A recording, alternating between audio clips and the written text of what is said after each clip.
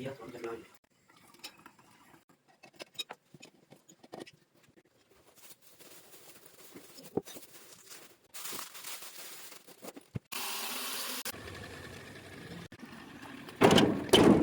Eşittin açı.